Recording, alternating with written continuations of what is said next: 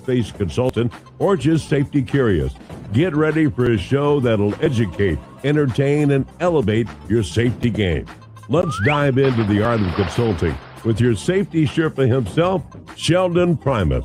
This episode is powered by Safety FM. All right, welcome everyone to the podcast. This is Sheldon Primus. This is the podcast where I teach you guys the business of doing safety consulting. I help you with some OSHA compliance stuff. We talk about regular EH&S. And like this week, as you can see on the screen, we've got excellent guests. Jorge Torres is going to be chatting it up with us today, the Bilingual Safety Guy. We're going to talk about his consulting career. You see, this is news to Jorge. I didn't tell him what we're talking about, right? You're just so we're going to get you with a little bit about the safety consulting, and also want to talk to you about your book and the Unburdened 5 Honest Lessons from a Recovering Stress Junkie. That is like an absolute wonderful name. And honestly, I love the book. Thank you for sharing that with me. And everyone, let's just go ahead and welcome Jorge. Yes. Welcome to the show, man. Thank you. Appreciate you having me here, and looking forward to our conversation. Yes, me too. And why don't you tell us a little bit about truly, how did you get into the business? So go ahead and tell me, how did you get into safety first and then safety consulting? So into safety, I kind of came into this sideways a little bit. A lot of guys end up in safety from the trades or from, working in the field. I did not. I was a paramedic and had an opportunity to work in large projects through OSEPs and CSEPs on the medical side. So I was on-site paramedic for a while in several large projects. And, kind of working side by side with the safety team, incident investigation, injury investigations. I kind of put 2 and 2 together pretty quickly that it's much better to prevent the incident in the first place and treat the injury. That kind of sparked the curiosity, started going down the road of, taking my 10-hour class, 30-hour class, and so on. And now this is back when you could go from the 10 to the 30 to the 500 within, a couple of months. It wasn't that drawn out of a process as it is now. That turned into, hey, let me go to school for this, right? So I got my associate's degree in safety, then I got my bachelor's in safety. Unlike many of us, right? So I always did a little bit of trading on the side, a little bit of program help on the side, friends and coworkers, and that little side gig started growing. And it came to a point about,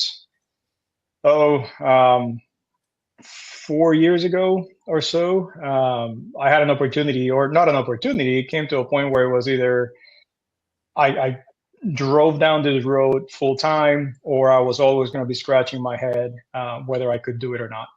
I was getting enough demand that it was starting to, potentially create a conflict of time. And spoke to the boss, my wife, and we agreed on a path and a time frame and some key points to hit along the way, and went down the road, man. And it's been fantastic. It's been a great experience. Since then, total, from starting as a little side gig is probably about 9 years now. Full time, I did it full time for 3.5 years. And I just recently, I'm kind of shifting gears in it, as we were talking about earlier. I've taken a corporate job now, so I'm shifting gears from the program consulting, field consulting, more moving toward the speaking portion of it, which I've always done as well, but focusing more on bringing information out over the program development, program management side of things. So that's where we are today. The Bilingual Safety Guy is always been more of a brand than a business. So that will continue regardless of what iteration the business itself looks like. Yeah, and we've got similar friends, and we've been around the same circle for a while, and it was great that we connected on Facebook and from your group. Yeah.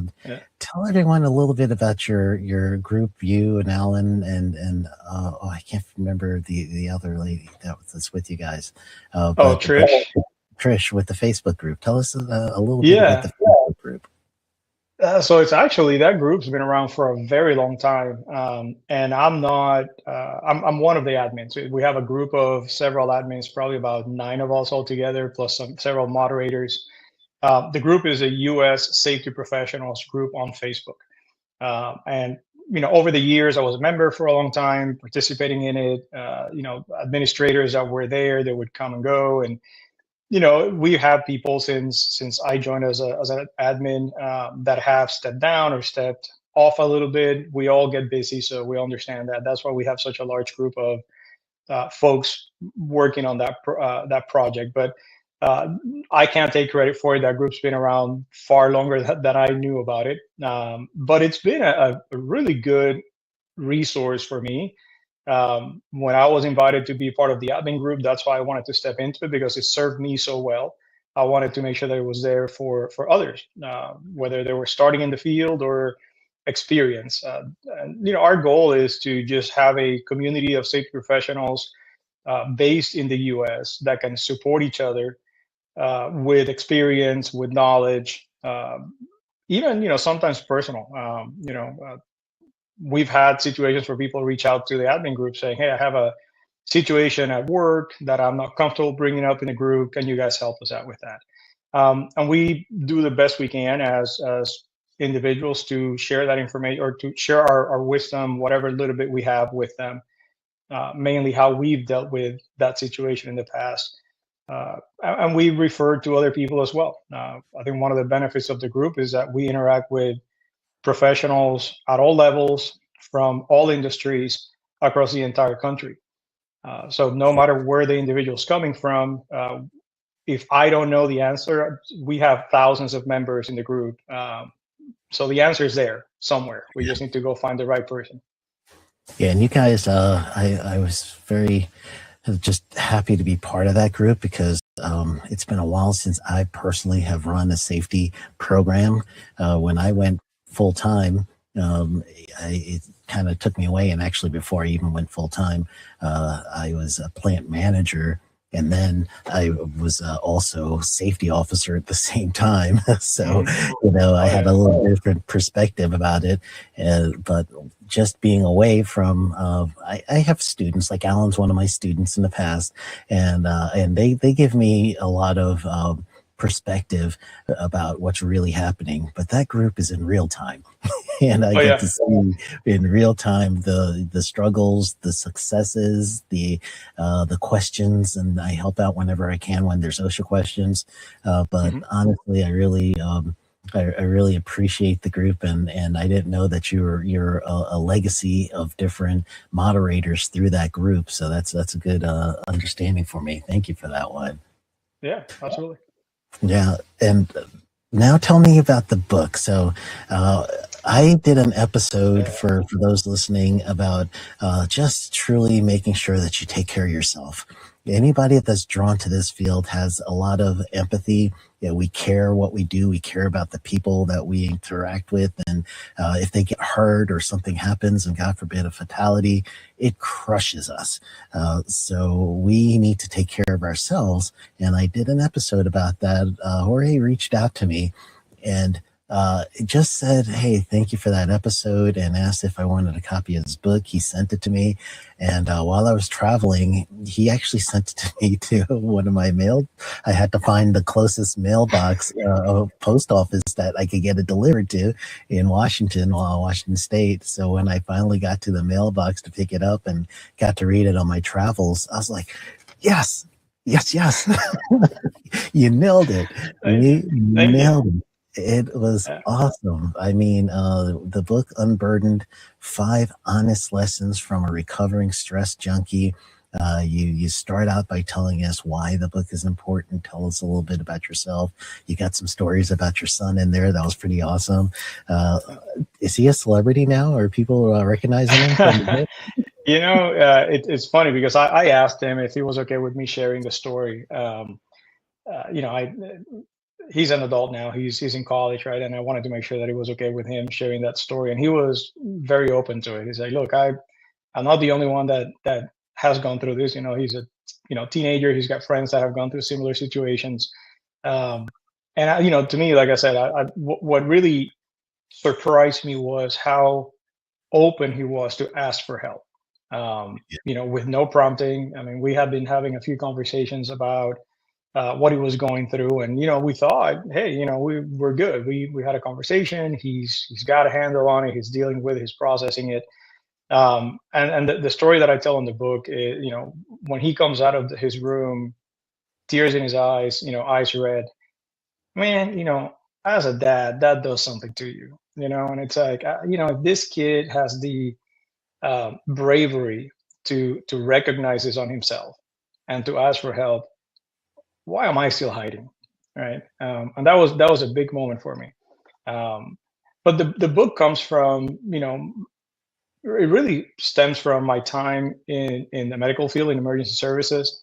Anyone that spent any amount of time as a first responder knows that you deal with things that people shouldn't see. But on the flip side, there are a lot of resources available. Many agencies, from police, fire, emergency hospitals, when there are the really bad situations, those organizations have pretty intense and pretty in-depth resources available. Sometimes they're available if you want them. Sometimes they're mandatory. When we had large, multi casualty incidents, the debriefings were mandatory. It wasn't, go when you can. It was, you will have a scheduled appointment and you will go through this process. And that was very beneficial. I mean, it's not that the situation just vanishes from your head or you forget about it, but you learn how to cope and how to deal with the experience. You learn to contextualize it. You learn to put it into a frame that isn't going to affect you long term. Fast forward years later, I move into a safety environment. Within the first year of making that transition, we have a fatality on site.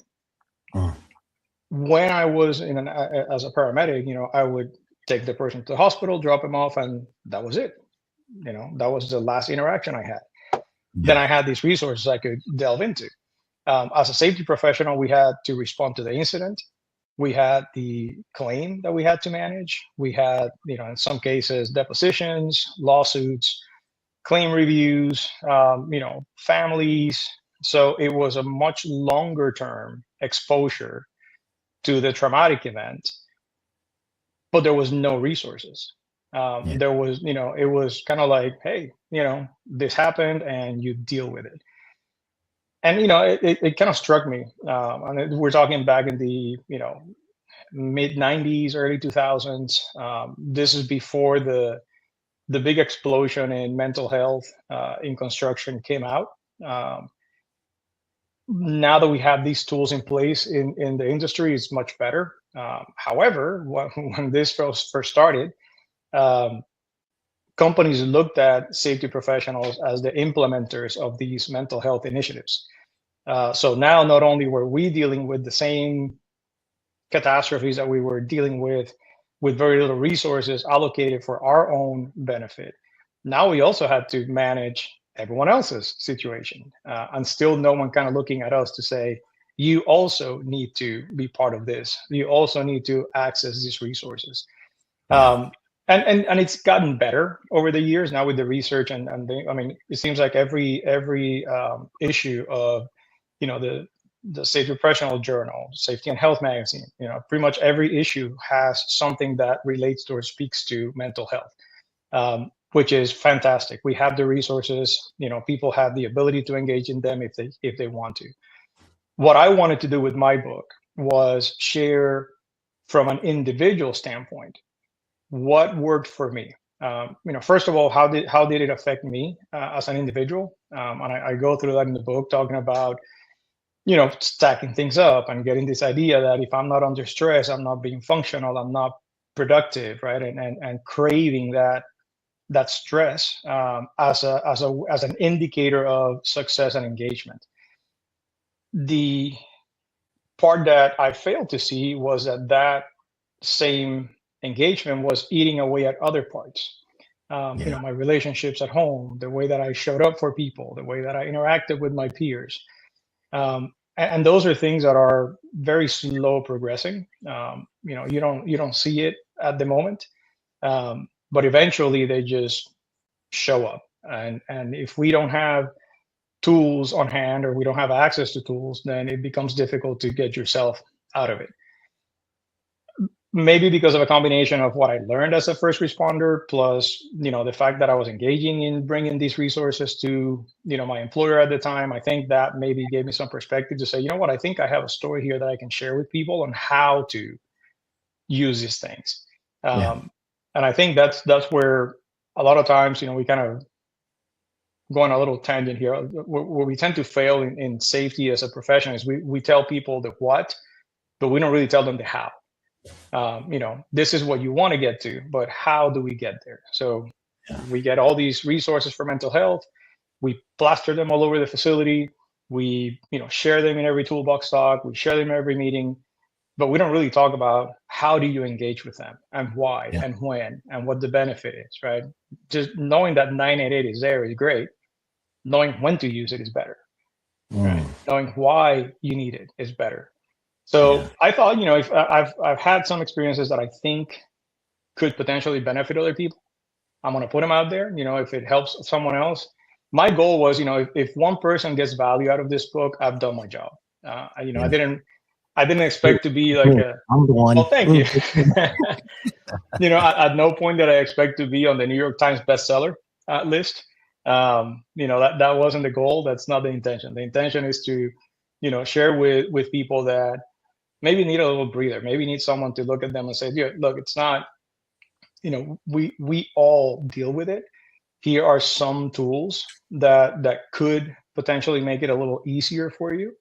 But the primary message that I wanted to put out was that we are not alone. When you have a lot of stuff on you, you feel alone. You can be in a crowded room and you feel alone. And I wanted people to know that no matter what, you are not alone. Right? Just excellent. Reach out. That's awesome. Well, when we come back, I'm gonna see if I could get the 5 steps out of you, so people will know what to do. So everybody, hang tight. And when we come back, we are going to hear the 5 steps. So hang in there. We'll be right back.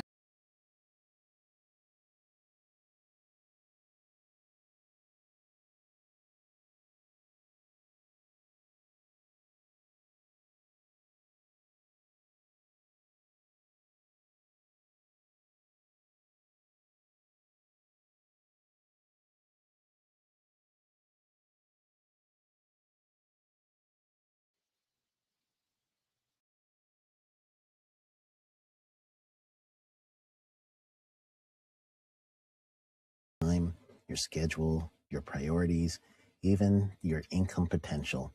What if the expertise you've built over the years in the field can give you something more? More freedom, more control, more ownership of your future. I'm Sheldon Primus, the author of 7 Steps to Starting a Profitable Safety Consulting Business and the host of the Safety Consultant Podcast, with more than 350 episodes helping safety professionals become consultants and grow their career. Consulting changed my life. In fact, I'm a full-time RVer, and 1 consulting contract paid for my home I live in today. Now, I help safety professionals build their own consulting practice through bi-weekly coaching calls, accountability, and personal guidance. But this program isn't for everyone. Start with the Consultant Readiness Audit at sheldon.coach. We now return to the Safety Consultant Show. Once again, here's Sheldon Primus. All right, not just me, but this time we've got a special guest. Hold on, you just blew by this one. The New York Times bestsellers list. No, I'm not there. Oh, not there yet? I'm not there yet. Not even close. That's preemptive. You're going to get it. So when you get that, remember that applause.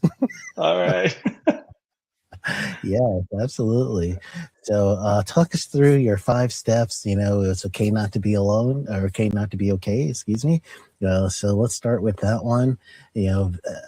Hold on, before you start, let me let you know that for me personally, when I was reading through that step with it's okay not to be okay, I'm a person who does meditate. I'm a person who thinks about mindfulness. I'm a person that remembers to breathe and everything.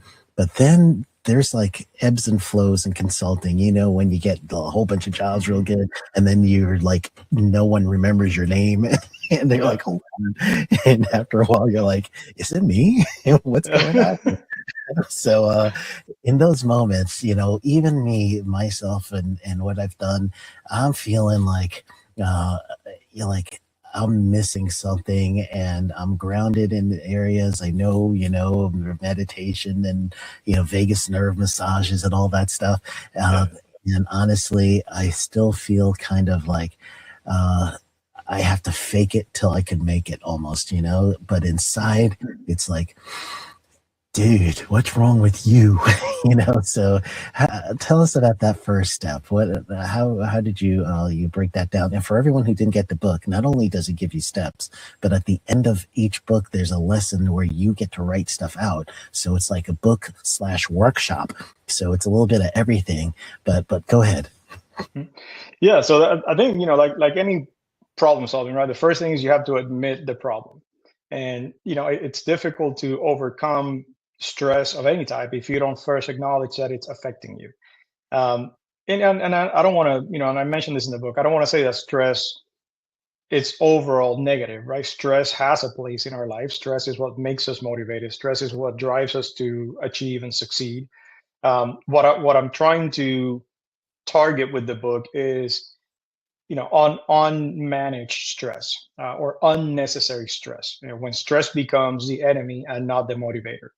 And there's a fine line in that. Sometimes you feel like you're doing things and you're motivated and you're moving ahead, and then you think, well, I can take a little more, let me add something else, and then I can take a little more and take a little more. It just snowballs to the point where you feel like you're drowning. And that's the point where that self-reflection, that looking in the mirror and saying, maybe I'm not okay. Maybe I need to take a step back. Maybe I need to, you know, not engage in so much. Maybe I need to stop telling everyone by default that I'm okay. We are conditioned to say we're okay regardless. When you think about when you see someone, you're at work, you see someone for the first time during the day and say, hey, how are you doing? The immediate answer is, I'm good. There's no pause, there's no thought behind it, there's no reflection. It's an automatic response. I'm good. I'm fine. I'm okay. Or, which I think is worse, busy. I'm busy. I'm really busy. I got a lot of stuff in my plate, right? Because we equate busy with productive. And that becomes the fuel that forces us or pushes us to keep adding and stacking. And if we fail to see that, and even worse, if we fail to admit it when it's pointed out to us, which is what happened with me, I'm grateful for the woman that I married, that she has never held her tongue. When she saw me struggling, she said, something's up, you need to do something. I don't know what it is, but you're not okay. And when a 5 foot Mexican tells you that face to face, right in your eye, you got to listen. And so she's always been a big driver for me. Just being able to admit it, that is a huge step. But that is step number one. So you have to acknowledge that it's okay to not be okay. Nothing wrong with it. Once you know that, once you admit that, then you can start working on it and say, okay, so how do I get back to okay? Because we can deal with a lot of stuff for a little bit, but dealing with a lot of stuff for very long doesn't work. Right? Eventually, things just blow up somewhere where you don't want it to blow up. Yeah. So that's where step one comes from. Lesson one comes from. Wow. Now, lesson two tells us that it doesn't have to be you, and it doesn't have to be now, because everyone's in their brain that I've got to take care of this and I got to do it right now. And your tool at the end, I've never heard of the Eisenhower matrix. So tell us a little bit about how that developed for you and how you made the connection for yourself. Yeah, so that matrix has been around, since the time of Eisenhower. He's the one that kind of came up with it. And I learned of it. One of those things that you take a class in college, business class, and they kind of, hey, there's this thing out there, and you never think about it again. But then once I started thinking about, well, what can I do? One of the biggest things for me, that one of the biggest stressors for me was time management. How do I get a hold of my time? And I read a lot of leadership books and time management books. There's a great book out there. I'm drawing a blank on the title right now, but it's funny. I'll remember here in a second. But it taught, I learned about time, read books about time management. There's one called the 4-Hour Work Week, which is, it would be fantastic to be able to have a 4-hour work week. But that's one of those books that I read that kind of turned me into thinking about, am I being efficient and effective in managing my time? And I realized that I was not. I can't remember in which book, or if it was a professor or somewhere I heard the phrase, if you don't manage your time, someone else will. And that came back to me in force when I was going through this process. So that drew me into, well, what can I do to get a better grasp on my time? And the matrix was one of them, because it helps you prioritize things. Not everything is or has to be a hair on fire situation. Some things are just not worth your time. Some things are better managed by others. Some things deserve and demand your time and your skill. And this can apply in everything from professional environment to a personal environment. In the professional world, right? So the more you grow in your leadership roles, the more you tend to take on yourself. And there's myriad reasons why people do that. Everything from, I don't want the competition, to, I don't think my team is competent enough. So that you have to kind of look at what in your particular situation is driving that. But once you identify it, then you have the ability to say, if I surround myself with the right team, I can delegate correctly. And then my job as a leader is to lead, let them do. At home, right? If you're in a relationship, your partner, your spouse, they're there. You're a team, right? So what are they better at? What are you better at? How do you divide those tasks so that no one is overly burdened, right? No one is drowning in everything while the other person just sitting there watching TV, right? Yeah. Yeah, playing video games, right? Doing something, playing with the dog, whatever, right? Something other than being helpful. And like I said, what that matrix does for you is it allows you to prioritize things in a way that makes sense. I think the biggest one for me is it helps you identify your time wasters, the death scroll, the time in front of a TV, these are all fine. These are all okay when they're in small amounts that help you and not hinder you. If you're spending 8 out of 10 hours flipping or scrolling on your phone, that is not going to be productive for you or anyone else. If you use it as a way to clear your brain between tasks, then that's different. Now it becomes a useful tool. So it's not necessarily the action, it's how you apply it. And what the tool does, what the matrix does, is it helps you quantify it so that then you can decide whether it's a proper use or improper use. So that to me was fantastic. Along with other tools, I found a journaling and calendar paper by hand, non-digital format that I really enjoyed, that helped me kind of plan things out. I had to carry it on my hands. I could refer to it during the day or during the week. There was a reflection session at the end of the chapter every week. So right here. Yeah. So those are fantastic, right? It just helped, and there are so many different tools out there. That's one of the things also that I want to point out in the book is that, it wasn't just about me regurgitating information. I wanted people to come out of the book with some tools, something that they can use and do to help themselves. And that's where the exercises come at the end of the chapter. That's where a lot of resources, information. There is a link if you do the Kindle. There's a website if you buy the print book where you can go to and download additional resources. If you want to, like all those tools at the end of the book, if you want to do them again, you can get copies of it and make as many copies as you want and just, rework it, because every few months the answers are going to change. Right? If you're following the program or you're following the suggestions, every month your answers should change for the better. Or if not, you should be able to see whether you're still stuck somewhere that you want to put more attention into. So those are all there and available for anyone that wants to use them. Excellent. The multitasking is a myth lesson. Was that a hard lesson to learn? Yeah, that's one of those things that, if we're honest with ourselves, we all know it. And it took a long time for me to come to that honesty and say, you know what, I'm really good at doing a lot of things, or I'm really good at changing things very quickly, which, I learned through my research. It's called microtasking. No one really is good at multitasking as it is defined, right? The textbook definition of multitasking is you're doing multiple things at the same time, which, it's not impossible. Some people can, to a certain point, like, tap your head and scratch your belly at the same time kind of thing, or chew gum and walk at the same time. Yeah, I'm a drummer. So we got all our limbs doing something different at the same time. That's crazy. My son's a musician, right? He plays brass, and yeah, so jazz band, the drum. I don't know how you guys do it. You got 4 different brains. So yeah, there are things that can be multitasked, but the more complex the activity, the harder it becomes to multitask.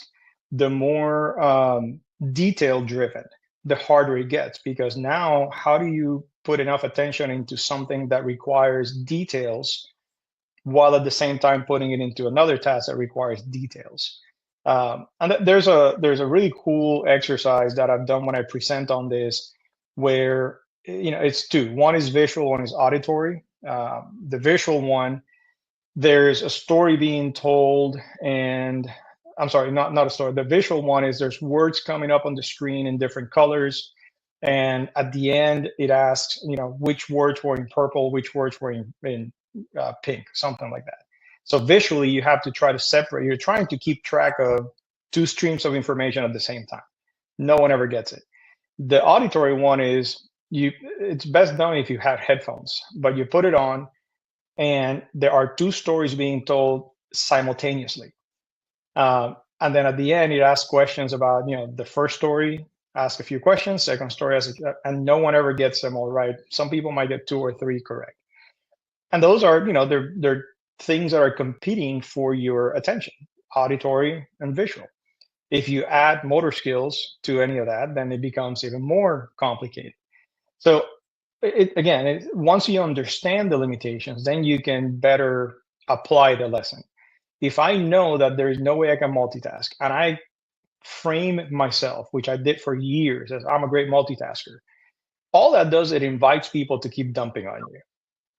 Right? Oh, you're good at multitasking. Here's one more for you. Here's one more for you. Here's one more for you. Right? While you're at it. Yeah. Well, I mean, since you're so good at it, let me give you some more. Right? And once you understand that, look, wait a minute, I can do this for you really well done, or I can do this for you really well done, or you can get 2 half-assed products, right? So once you define the limitation, once you admit that there's a limitation, then you can define it, and it becomes a tool to say, look, I'm going to give 100% focus to task A for an hour.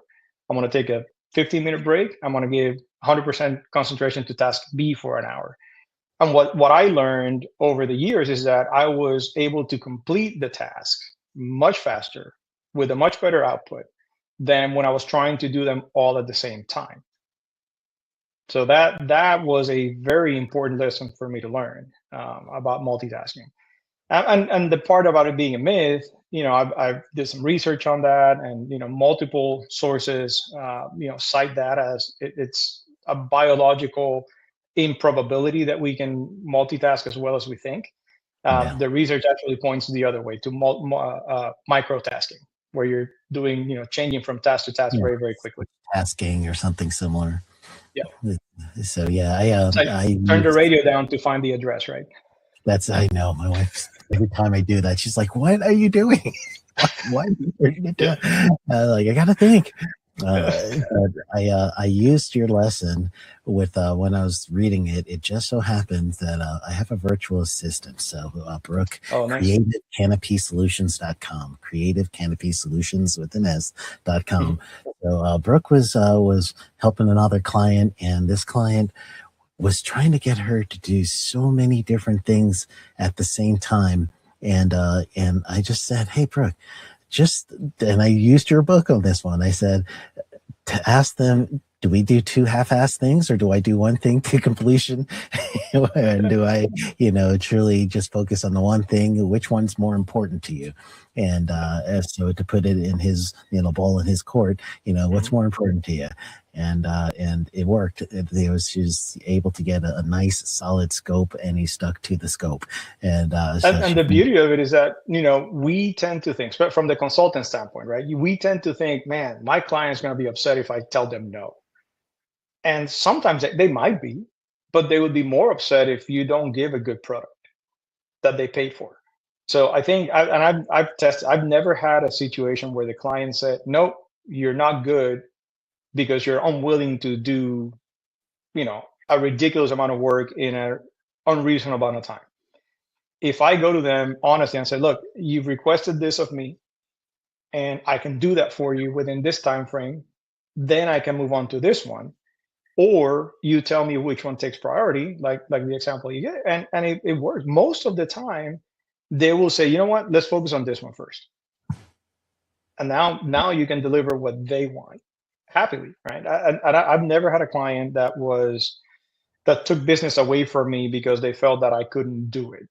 yeah. They're already my client. They know I can do the work. I'm just framing the delivery of that work. Correct. Yeah, that was a great lesson, and I was able to use it immediately. I'm glad. If it helps one person, right? So. And it helped her. She framed it that way, and the client made the decision, and it made her life a little bit easier too. Awesome. So Mr. Floor says it's not my job. Excuse me. I am not my job. Yeah. I am not my job. And someone in the U.S., I don't know if it's all over since this is international, but some people in the U.S., once anyone asks about, hey, tell me about yourself, usually the first thing that starts out is, well, I'm a safety consultant, or, I just do safety or whatever. Usually it's what you do, not who you are. I'm a husband, father of 2 children, and full-time RVer, stuff like that. The interesting stuff later.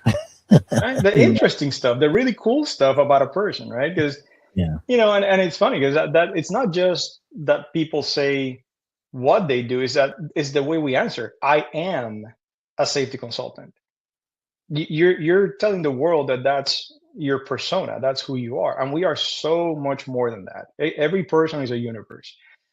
I am far more interesting as a dad, as a band booster, as a backyard mechanic, as a husband, as someone that loves to vacation, as a Puerto Rican, as there are so many dimensions to me that are far more interesting than filling an audit form. But we frame ourselves. You got to make sure you put in the amateur chef. Amateur chef, yeah, I love cooking and eating, right? So, but there's so many things that I like, that I enjoy, that make my life beautiful, and the hyper focus on career and what I do for a living, becoming the persona that I was. That was, again, one of those things that frames everything else. If that's who I am, then taking on all this stress is necessary to perform as that person or that role. So once you change the frame and say, look, I am a father. Am I dedicating time to being a father? I am a husband. Am I dedicating time to being a husband? Or is all of my time going to being a safety professional? Because that's how I have framed my personality and what I've based everything that I do around. And I learned myself that when I started framing myself as those other parts of me, they started demanding the time away from other things that were important but not critical, right? I can be a burger flipper at McDonald's tomorrow, and I'm still a dad, and I'm still a husband, and I'm still a son, and I still like everything else. So that shouldn't be the one thing that defines me. Has it allowed for a great career and the ability to provide for? Absolutely, and I love it, and I enjoy what I do as work. But it's not the only thing that I am, and it doesn't define everything that I am. And I think once I learned that, it really helped me connect better with those other parts of my life that make life what it is. It makes work worth it, not the other way around. Yeah, yeah, absolutely. And it's nice little connection portion when you truly could say, the things that you value or the things that light you up as opposed to your job. People connect with you a little bit more too. Yeah. So it helps. Lesson 5, which is a tough one to even admit, a tough one for you to, as a person, when you come to the realization that your decisions and everything else is, it will hurt the ones you love. And coming to, sometimes you're okay letting yourself down, but when you really letting down the family, then you're like, hold on, I gotta rephrase or reframe how I'm doing this. So tell us about lesson 5. Yeah, that, like I said, that's the most painful one, but that's the one that really matters. We tend, when you're stressed and people come to you and say, this isn't good, you don't look well, we tend to react defensively. What's me? Leave me alone, right? I'm not hurting anyone else. And the reality is we are, by not being present, by bringing the stress home, by, and my experience, right? I would get home after a crappy week and, you know, not on purpose, right? No one wants to hurt their family on purpose. But everything was just my fuse at that point was so short. My energy was so depleted at that point that anything was an excuse for an argument. Anything. Um, whether it was real or perceived. And 90% of the time, if I'm honest, it was me just looking for a way to vent. And whatever got in my way first, that would get it. And it was never, I've never been physically violent with anyone in my life. It was more of a leave me alone, or not connecting, or rough wording, or curt sentences, rather than how are you, how was your day, right? So little things would become, a drop would become a puddle out of nowhere.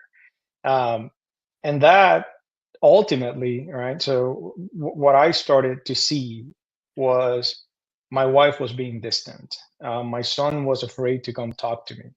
um, and this one pulls at the heart, right? So if I choke up, I apologize. Um, so it's one of those things that you as a person, you know, I work, and I joke around with this. If it wasn't for my wife and kid, I'll be a beach mom because I love the beach, and as long as I made enough money to have a burger and a beer at the end of the day, I'll be happy. But I have people that depend on me, right? And I go to work every day because I want to provide for them, and not just the money side.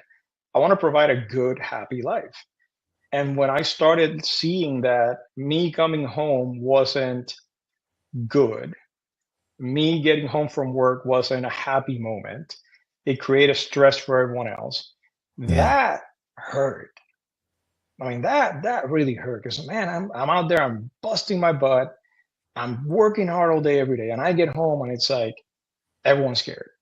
No one Mm, wants to say anything. Everyone's afraid of talking because they don't know how I'm going to react. yeah. And looking in the mirror and saying, you're being an asshole, you deserve it, right? Yeah. That moment is brutal because we don't want to admit that, right? We want to always be the hero of the movie, right? You never want to be the villain. But I had to look at myself honestly and say, look, what am I actually bringing to the table that is Yeah. causing this environment around me, right? It can't be my dad always told me, look, if no one likes you, you are the one denominator, right? If one person doesn't like you, it may be that person, but if no one likes you, you know, what's the That's common denominator, right? yeah, So I had to look at myself and say, look, if I'm not showing up in the way that or if I'm not being perceived in the way that I think I'm showing up, then maybe I'm not showing up in that way. yeah, And it forced me to kind of look inside and and I say, all of these lessons, I still engage with them every single day. I mean, I'm 56 years old. Um, I'm not gonna change overnight, right? So sometimes I show up a little barky, and again, my wife will go like, go read your book, right? So now she's got a weapon, right? yeah, that's So true. but I'm it helps me joking. reframe. Yeah. So so Uh, it's I think, like I said, I mean, the book was really a way for me to put down into words the things that I went through that helped me turn some of these things around. yeah, Um, and just put them out there because I felt alone many, many times in this process, right? Like I was discovering these things about me, but then I wasn't talking to anyone. Um, and then as I started working on the book, I reached out to friends and said, hey, I'm working on this book.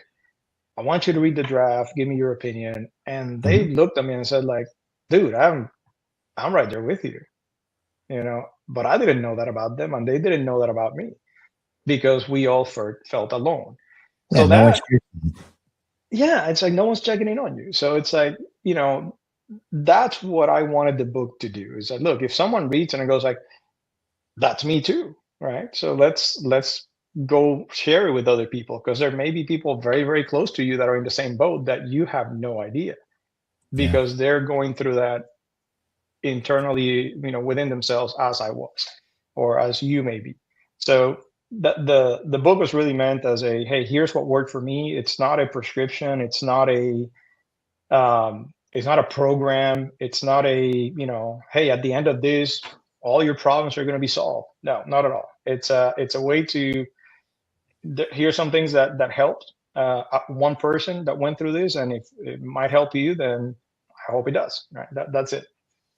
yeah. No, it really did, and just really, really thank you so much for taking on this challenge to write this book and to not only get it out there, self-published, and making sure that people could see and feel. Because the seeing part is the exercise that you give us at the back, and to write things out.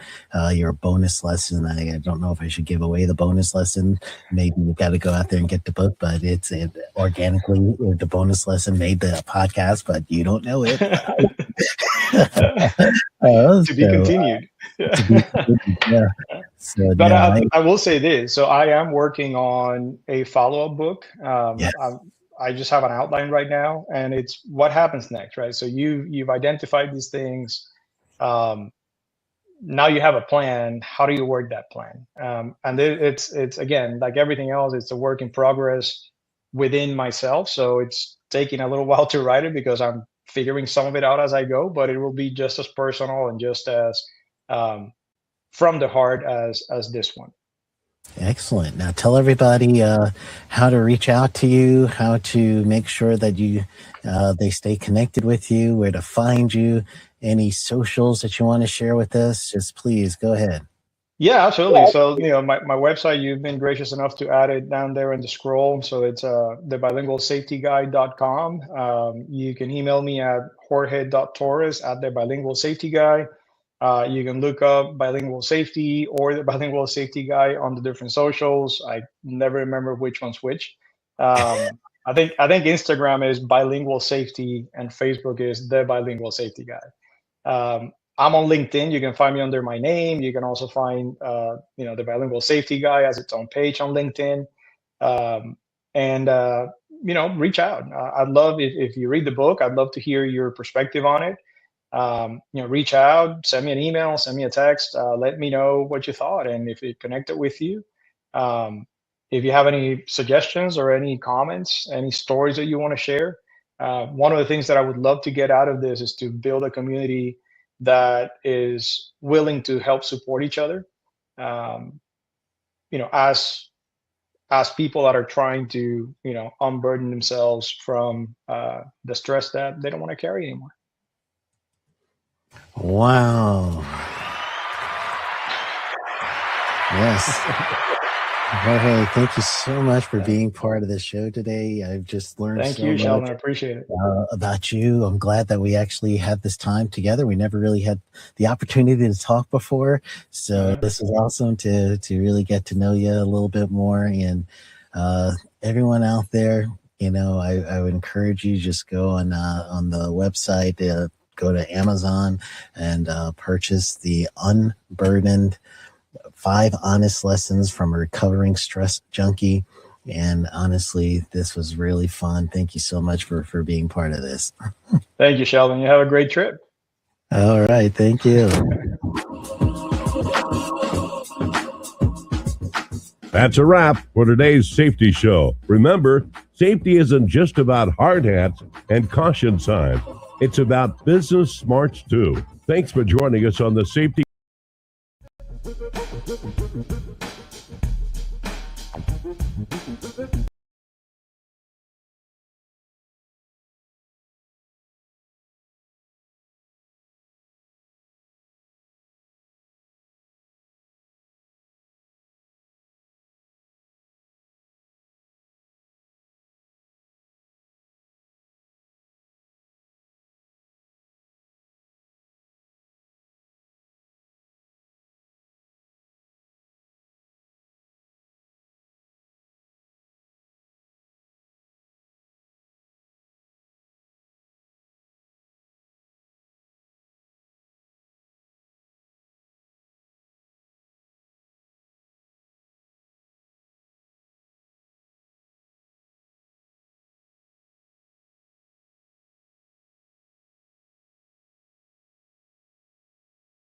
Safety FM.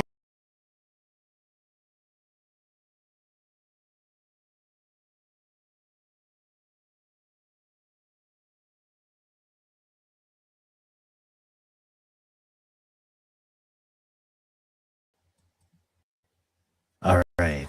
I had to skip it, but so it is